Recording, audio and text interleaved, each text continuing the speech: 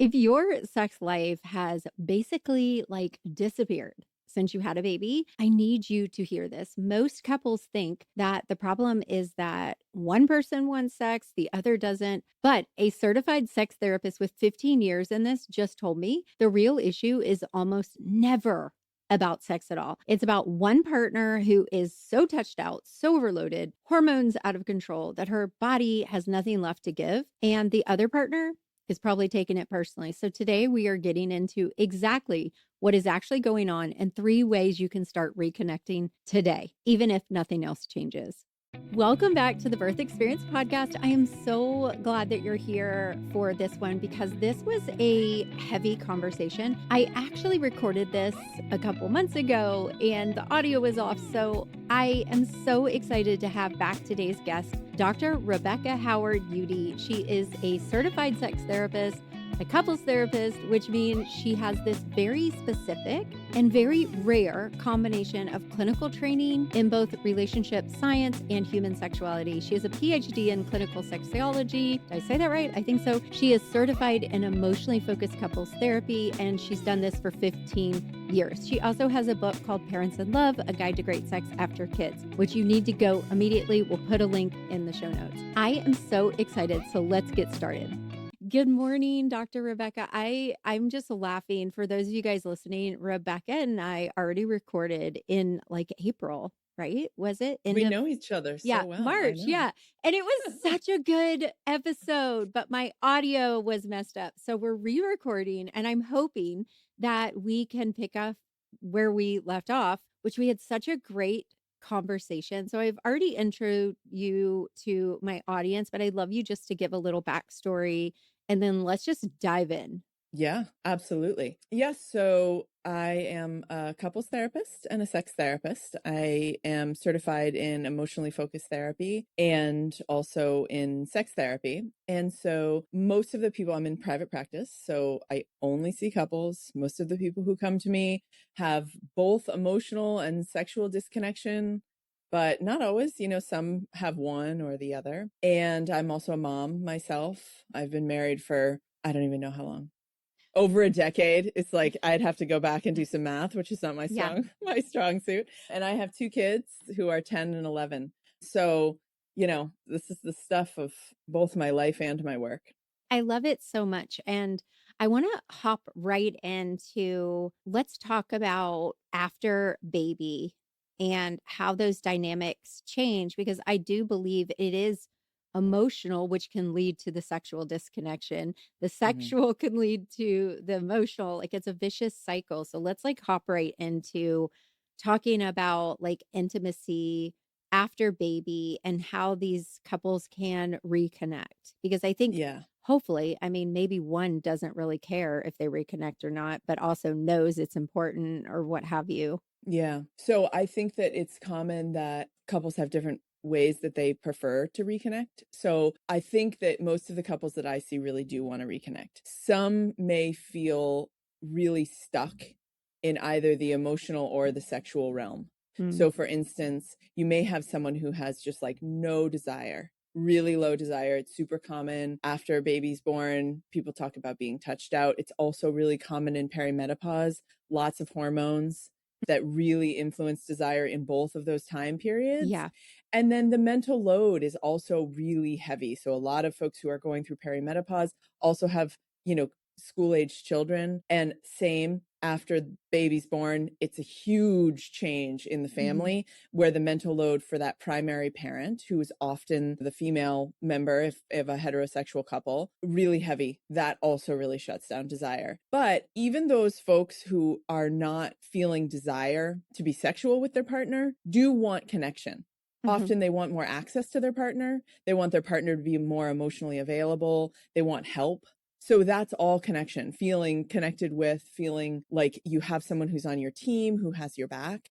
And so then you might also have a partner who is more of the sexual pursuer, who wants to have sex more, who has a higher desire. And they're talking about that's how they want to connect. That's how they want to connect. But they may struggle more in the emotional realm. They may struggle to know how to show up for their partner, which is maybe why the sexual connection is their preferred way of connecting. So honestly, I kind of see these as being two sides of the same coin. It's all connection. It's all interconnected. But one of the things that I think therapists often really get wrong is assuming that if we fix the emotional connection, the sexual connection is just going to fall into line. And so, in some ways, I think that this kind of lets us off the hook as Mhm. therapists, where we don't have to talk about it because it can be a Yeah. little uncomfortable. We're like, oh, let's just fix the emotional Yeah. connection. And then the sex is going to, the sex is just going to naturally happen. But that's not really true.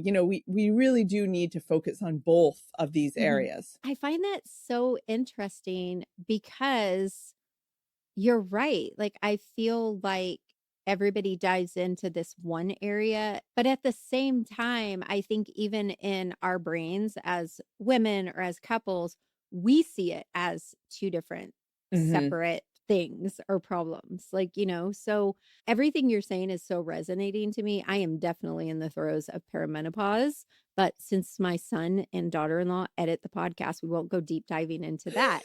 But I know last time you said one thing that really stood out to me is you were saying, and I forget how you labeled the person that wants to have sex all the time. Hmm. The You get pursuer. the pursuer, right? No, and what I've seen and like just doing my own research because I spend a lot of time with postpartum moms and pregnant moms because sometimes with pregnant moms they either have really high libido or Hmm. none because they're sick the entire pregnancy, not feeling good, not feeling confident about their body. But what I've gathered in my own little pursuit of knowledge here is that you've got the one who's the pursuer, and then you've got the one who is avoiding because they're afraid if they show any attention, the pursuer is going to be like, yes, it's game time. Hmm. So like, Hmm. The which withdrawer. again, yeah, which again puts Yeah. them into this negative cycle. So I would Hmm. love for you to talk to the pursuer if they're listening. Chances are I probably have more avoiders listening. But can you talk to either one of them and how they can like bridge that gap in a way? And I'm sure it comes down to communication, but Yeah. Yeah, absolutely.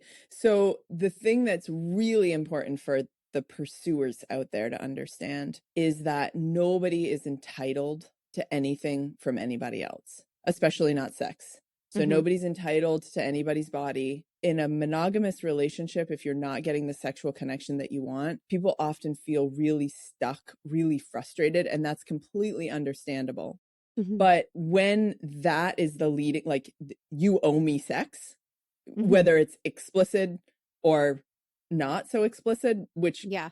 more Like, often it's I not. need this and you owe it to me. That's right. Yeah. So the "you owe it to me" is often left off, but Yeah. people talk about their needs not being met, their sexual needs not being fulfilled, feeling really frustrated, feeling angry, grumpy, resentful, and Mhm, all of those feelings are completely understandable. It's really challenging to be in a mhm, relationship where you're not feeling like you're getting your needs met. But the need is not just for sex. It's not just for an orgasm. If that was the need, then you would just the sexual pursuer would just masturbate and that would take care of that need. That's the sexual need. But what mhm. the need really is the need for connection. Okay. The wanting to be wanted, to feel like you're in a relationship where your partner wants to be sexual with you. And a lot of times for the sexual withdrawer, they're not withholding to be spiteful. They are struggling. They're Mhm, really having a hard time for whatever reason that is. And there's a number of different reasons that this can happen mhm, to be able to show up and feel like they want to be sexual. So they often feel like my desire just like is gone. I don't know where it went. I don't know how to get it back. mhm, And because they feel like they're consistently letting their partner down again and again, they do start to avoid and they tend to stop talking about it. They might fight about it, but they're not necessarily talking about it. okay. And so the way that this works, it is communication, Yeah. but the sexual withdrawer, the person who has less spontaneous desire in the relationship, needs to be responsible for their own desire in the same way that the sexual pursuer also needs to take responsibility for their own desire. We're not ever responsible for somebody else's desire. And that's a really deep thought when Hmm. if you really think about it, especially if you grew up in the church. Yeah, Because in the church, women are made to believe that it's their responsibility to fulfill that desire for their partner. exactly. Otherwise, they Mhm. could find it Lose. elsewhere or Yeah. whatever, Yeah, like, yeah, and that's really heavy to put on a person. So it is. I love that spin, and I feel like we could just literally talk just about that. Mhm. But I think Yeah, that's it's complicated. I mean, it yeah, can be really yeah. complicated, and there's lots of good reasons why people struggle with their own desire Mhm, and finding their own desire and connecting with their partner. mhm. But yeah, I mean, I'm saying it like it's really simple, but it Yeah. it can be really complicated. Yeah, and I do agree because there's so many things that, most of my audience, they're either pregnant or just had a baby. And there's so many things that when you go through birth, especially for the first time, but honestly for all of them because I've given birth 6 times, Mhm, that it can be very triggering when it comes to sexual things, mhm, especially, and I'll just say it because the majority of women I know and a lot of men have been sexually abused in some mhm, form or fashion. And so what I see in my community and what I see as a labor and delivery nurse, because I'm there during that intimate moment, birth mhm, in particular can trigger a lot of those very repressed, buried experiences. And because, it's obviously centered around your sexual organs, right? And I think too during postpartum you're so raw and emotional. For some women it might be the first time that they're not, I don't know if I've gotten off track, but they're not feeling like themselves. They're feeling raw and emotional, and a lot of these emotions are coming up, and then they're feeling almost pressured like I should feel this way, which mhm, triggers a lot of those past things, right? So mhm. it's really, really complicated. And what is your advice to, like, no matter where it's coming from or what is your advice to these new moms? Most of my audience is the mom listening. Like, Mhm. what are some practical, because it's all good and well for us to like bring this to attention, right? But what can she do about it? If you have a mom who's listening who is feeling like there's some childhood trauma that's being triggered, you're absolutely right. It can be really common. The experience of being pregnant, of giving birth, of if they're choosing to breastfeed, that all of that giving from your body can actually unearth, sort of repressed memories. Hmm. Absolutely. But also anybody who's had any sort of a complicated relationship with their body, which is probably most women who are listening, Yeah. if there's been a history of an eating disorder or any sort of, difficulty in your own body, Yeah. the changes that our bodies go through and as quickly as they do Yeah. between pregnancy, childbirth, breastfeeding, postpartum bodies, which never really go back to the same way, Yeah. even though we Your have this bounce breast. back. Your breasts Yeah. are completely different, Yeah. completely desexualized for a period of time. There Yeah. is the need to be able to reclaim your body. And in the case of these buried memories of childhood abuse that can come up with the help of a trusted therapist, Hmm. reclaiming your own body for yourself is the first step. But even if we're just talking about, there's not been any abuse, but just reclaiming Hmm. after having a baby, the child's on you all the time. I mean, Yeah. this is just Your something body's that been women have to hijacked. do. Yeah. Your body has been hijacked. And Yeah. so usually I actually recommend that women start with self-pleasure. A lot of times people are like, okay, so what feels good? What feels weird? If you've Yeah. had a C-section or an episiotomy, there's can be Yeah. scar tissue that Stitches, can all make of that. all of that. Yeah. And so what does your body feel like to you? Are there areas that are, more sensitive than they used to Yeah. be? Are there areas that really feel weird or bad to be touched that you used to enjoy? Sometimes for people, they find that, since we're talking about the breasts, when they're breastfeeding, they can feel like that's sort of a no-go zone. For other people, they may find that their breasts are much more sensitive and it's actually Hmm. quite pleasurable. And so there's no right or wrong. It's just reacquainting yourself with your own body. So self-pleasure is a really good place to start, because the thing about a partnered sexual experience is that you're inviting somebody else into your own sexuality, right? Hmm. So a lot of times when the person who has less desire in the relationship, when they're saying no, they're not really saying no to their partner. They're saying no to the experience. And the reasons why they're saying no, maybe because they are not feeling good in their own body. They may Mhm. feel bloated. They may feel like their stomach hurts. They may feel touched out. They may feel not particularly sexy. Yeah. If they're covered in spit up and they're wearing the, Yeah. same clothes and they haven't showered in Yeah. 5 days, who wants to have sex in that scenario? Right. And so really being able to reclaim so that then you can share with your partner that connection, that sexual connection. Yeah. Otherwise, it ends up just being an obligation. And it may Mhm. if it's pleasurable, there's nothing wrong with having sex that feels like, "Oh, I'm not that into it, but, this I know it's gonna be good for my relationship." Yeah. If that works for you, but if that's what it is all the time, it can start to just feel like another item on the A chore. checklist, Yeah. a chore, and then it falls way down the list, first of all.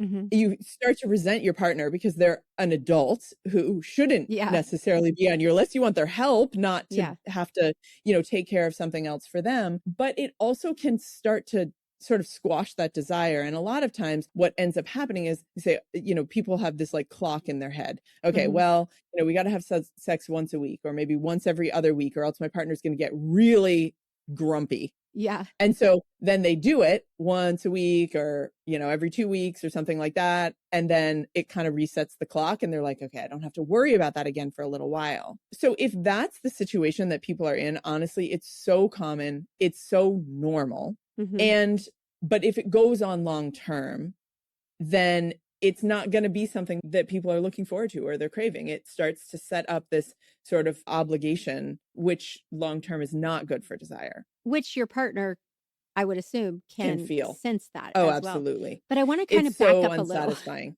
Yes, because it please. reminded me of something we talked about last time that I thought was really powerful, is the resentment. And when you were saying, like, Mhm, she hasn't bathed, she's been touched all day, like, she's carrying it, like, let's be real, a lot of women carry the heavier load of the mental load of parenting mhm. and the physical load. So let's talk about that resentment because I feel like that is another hot topic inside of my community. Mhm. If you're pregnant and feeling overwhelmed, unsure about what really matters for birth, or hoping it all just goes well, this is for you. Most parents don't realize that it isn't effort, it's preparation that actually builds confidence. The Calm Birth Bundle closes that gap. It walks you through labor, birth, and your options in a clear, calming way. So you're not guessing in the moment or relying on someone else to decide for you. The goal isn't a perfect birth. It's a confident one. Right now, as a podcast listener, you can take $50 off with the code POD50. Go to labornursemama.com/calm, CALM. Get prepared, feel grounded, and go into your birth knowing you've done your part. So resentment is basically the feeling of being unappreciated. And so a lot of times what ends up happening is when resentment starts to build in a relationship, it's like you're having a competition of who's working Mhm. harder. And so, your partner walks in the door or you walk in the door and you say, "Oh, well, how was your day?" "Well, it was really bad. How was Yeah. yours?" "Oh, well, the kids were terrible," or "I had this horrible meeting." And you're sort of like trying to out, you know, Yeah. what we really want is appreciation, is admiration, is gratitude. And so all of those things are the antidote to resentment.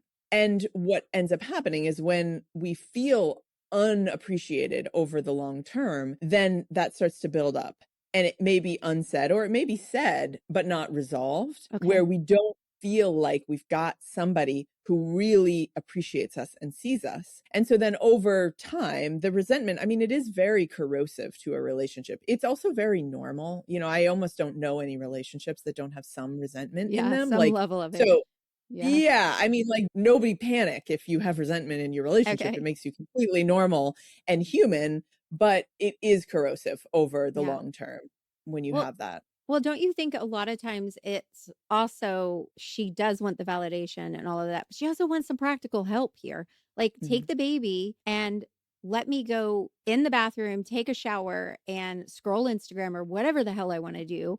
But let me have some time to be me because you get to leave and go to work, or you get to sleep during the night because you leave and go to work. And I am like baby trapped all the time. So, like, I Yeah, think it's that's also like that's right. practical help that she needs.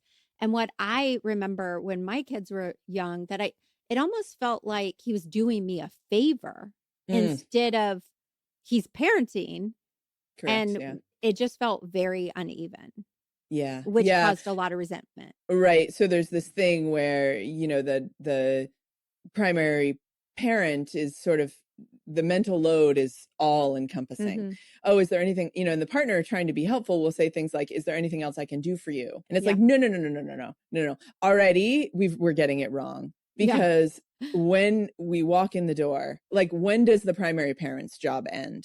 Yeah. Once, When if do I there's clock two out? adults, yeah, if there's two adults Yeah. who are home and who are in the house, you're co-parenting, which means Yeah. that if you want to go and you want to take a long shower, you need to ask for permission. Hey, is it okay if I go and do this? If you Yeah. want to go and work out, if you want to go and, I don't know, like, Yeah. mow the lawn or whatever, Yeah. hey, I was thinking I'd like to do this thing. How does that work? Do you mind hanging out with the kids while I do that? Both people are Yeah. responsible. And so often that's not the case. That's not the setup. And it does create resentment Mhm. over the long term. But I also really want to speak to those primary parents who, often mom. One of the things that I see a lot is that they want help, but they want the help to be done their way. And that is not Yes.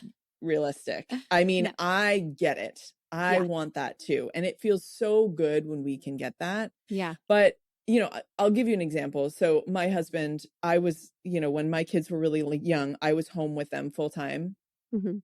for a couple of years. And then I worked very part-time for a few more years. And still, even now, I'm really the primary parent, even though I've got a private practice and a podcast and all of the other things. I'm the one who's doing the dentist appointments and stuff. And this is Yeah. just, it's the way that our life is structured. It works for Yeah. us. But my husband would often do bedtime. He gets home. I'm absolutely exhausted. Like, it's been a crazy day. I need to clock out for Yeah. a little bit. And so he I would do need bedtime. time away from the little terrorists. 100%. Like, Yeah. give me a dirty kitchen and Yeah. like a book on tape, and I am thrilled to clean up, but just Yeah.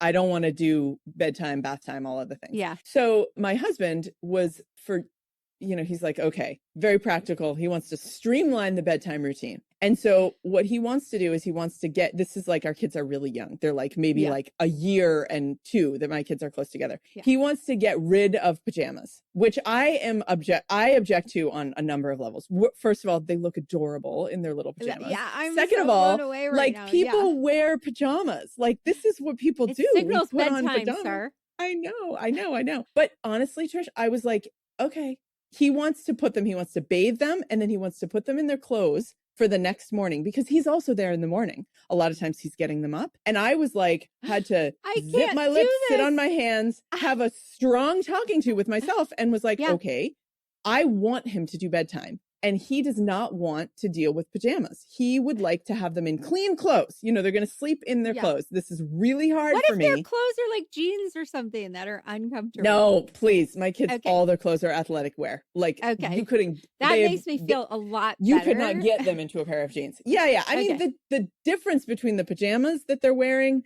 and the clothes that they're wearing is not that Just much. the It's look. like Okay. just the look. Yeah. Yeah. And so I was like stern talking to with myself. We probably Yeah. might have had a couple of arguments about it where I was like, no, this is really important. Yeah, I And he's need to like, yeah, walk but myself why? through this. I'm not accepting it yet. I know. It was really hard for me too. But I Yeah, 'cause I really love wanted him to do pajamas. bedtime. Yeah. I did too. Yeah. I really wanted him to do bedtime. Wait, And they're how so old now? How old are they now? 10 and 11, they still Do don't they wear put pajamas. shush? No.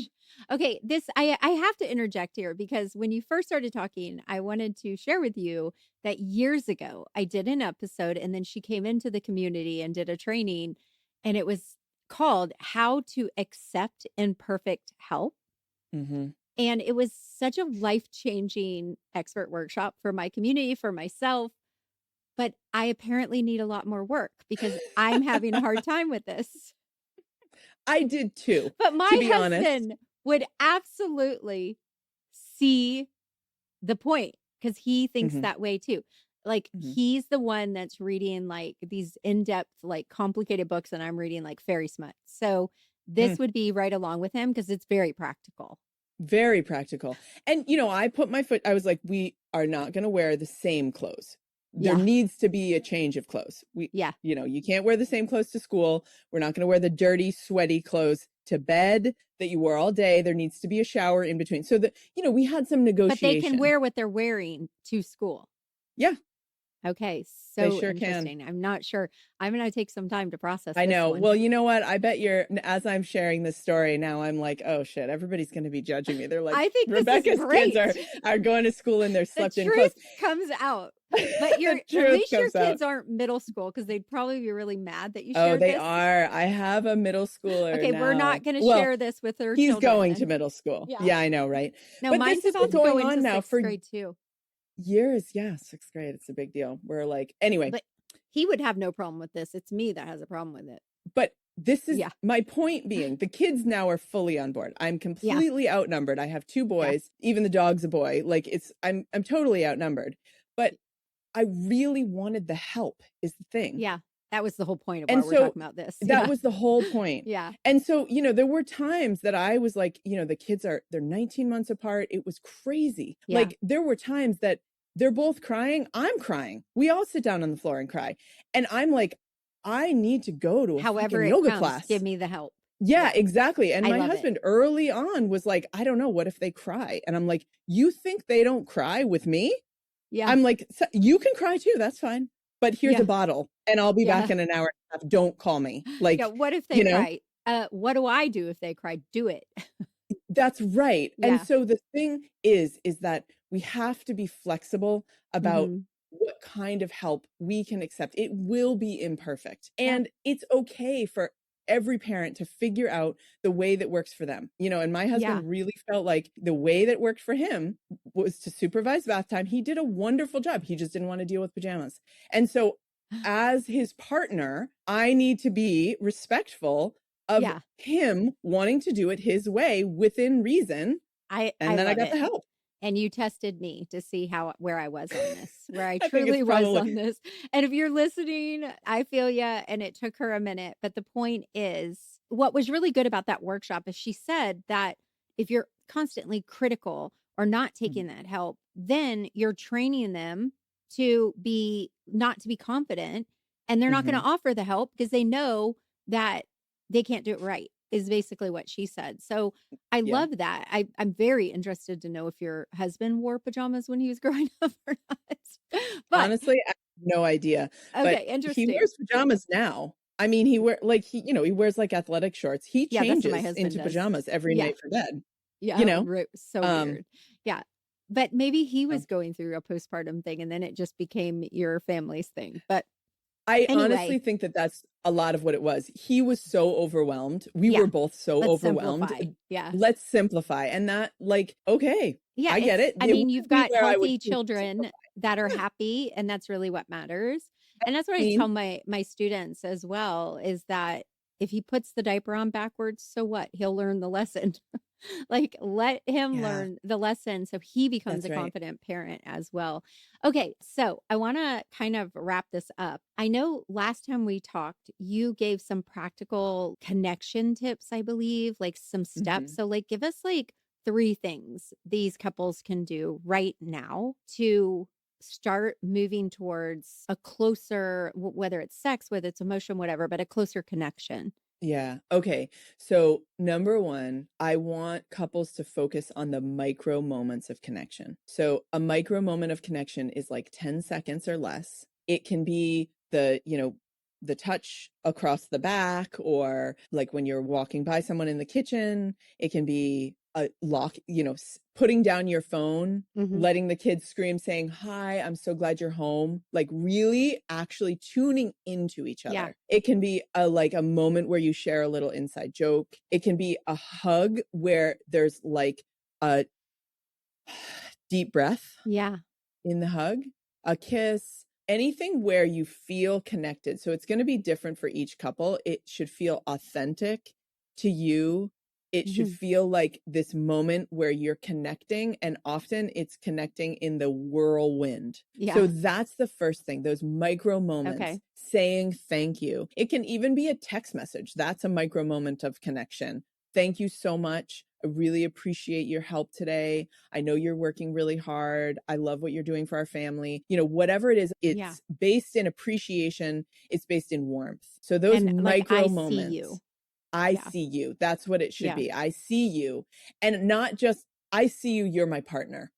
Yeah. We're adults in this together. So that is something that every couple can do right now today. Teeny tiny, little, but it does sort of warm up the overall, the Gottmans call it the climate of the relationship. You know, there's the Okay. weather, which is the day to day. You might have a stormy day, but if overall the climate is feeling warm. And so the micro moments, that little weather moments where you're Yeah. warming it up, that Yeah. overall makes the I relationship love that. feel more. So that's, one thing that everybody can do today. Okay. And then the other thing that I really want to encourage, the lower desire person, the more withdrawing person to do Mm-hmm. is to think about what's holding you back.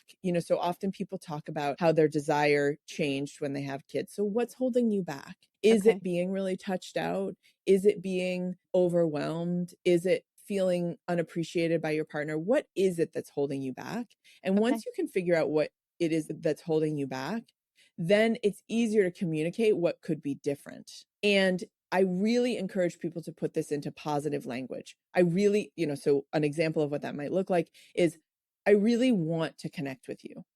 And I think that when we try to have sex right after the kids go to bed, I'm so overwhelmed Mm-hmm. that I just really struggle to get there. And then once you have that in front of you, I really want to Yeah. do this with you. Or even if it's like, I really want to do this Yeah. with you, then, well, okay, what about nap time? Okay, what about if your partner puts the kids to bed and you get Yeah. to go and take a, Like have an hour. Yeah.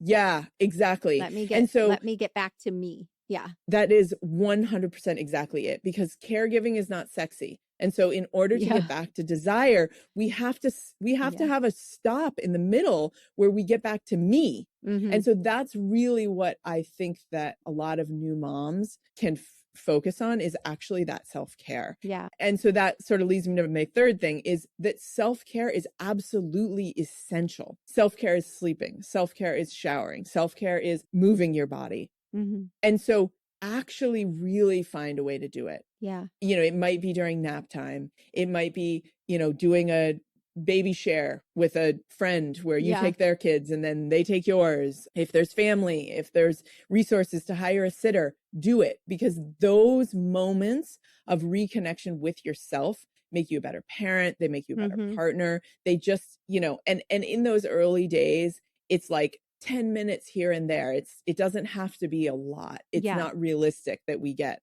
a lot, but if we can really cherish and find those moments and prioritize them. Yeah, that's such a powerful thing to start doing when you first become a mom, because you set up that pattern and that example. Mm-hmm. And I think a lot of times we get caught in this like survival mode and we're not really setting up a pattern that's going to be sustainable. So I love that. Thank you so much for coming back again. Yeah. Yeah. Well, I I enjoyed appreciate the it. conversation again. Yeah, I do too. And thank you so much for these tips. Can you take a moment and just tell everyone about your book, about where they can find you, and all those wonderful things? Yes, absolutely. So the book is called Parents in Love, A Guide to Great Sex After Kids. And you can get it anywhere books are sold, Amazon, Barnes & Noble, all of those places. And then people can find me on my website, which is my name, RebeccaEudy.com, or on Instagram, which is Rebecca Howard Eudy. And then I also have a podcast as well with a pelvic floor physical therapist, where we talk a lot about all things sex, relationships, pelvic floors. So they can find me there as well. I love it. Thank you so much for coming today. Yeah, thanks so much for having me. Okay, you guys, I hope that you enjoyed this episode. As always, hit subscribe and please do me a favor, leave a review and tell me like what's going on. Are you the withdrawer? Are you the pursuer? Or are you having a hard time accepting imperfect help? Tell me anything. Leave a review, leave a comment. We're so grateful for you. As always, I'll see you again next week. Bye for now.